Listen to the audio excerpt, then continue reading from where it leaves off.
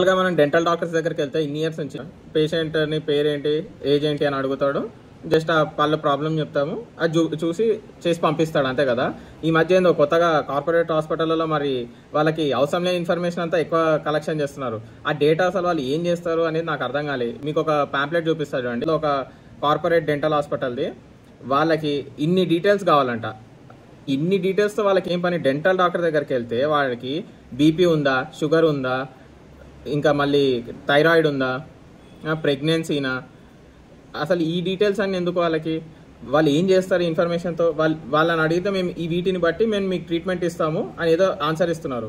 So వాళ్ళు వీటిని బట్టి ఆన్సర్ ఇస్తారు, దానికి కంపల్సరీ రాయాలంట. ఒకవేళ మనం ఇయ్యము అని చెప్పినా కానీ ఈమెయిల్ అడ్రస్ కానీ లేకపోతే సెకండరీ నెంబర్, మళ్ళీ ఇంట్లో వాళ్ళది అమ్మ నాన్న తమ్ముడు ఎవరిదైనా కంపల్సరీ డీటెయిల్స్ అంటాయి. సో మీకు ఒకవేళ ఇష్టం లేకపోతే ఖచ్చితంగా వాళ్ళు అడిగినా కానీ ఇవ్వను అని చెప్పి క్లియర్గా చెప్పొచ్చు. మీరు ఆ రైట్ మీకు ఉంది. ఇన్ని ఇయర్స్ నుంచి అవన్నీ లేకుండానే ట్రీట్మెంట్స్ ఇస్తున్నారు కదా.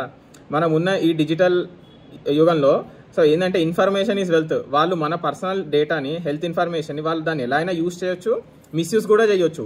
వాళ్ళు మిస్యూజ్ చేస్తారో అని నేను అనట్లేదు, but there is the probability అంటే వాళ్ళు దాన్ని ఎలాగైనా మిస్యూజ్ చేయొచ్చు.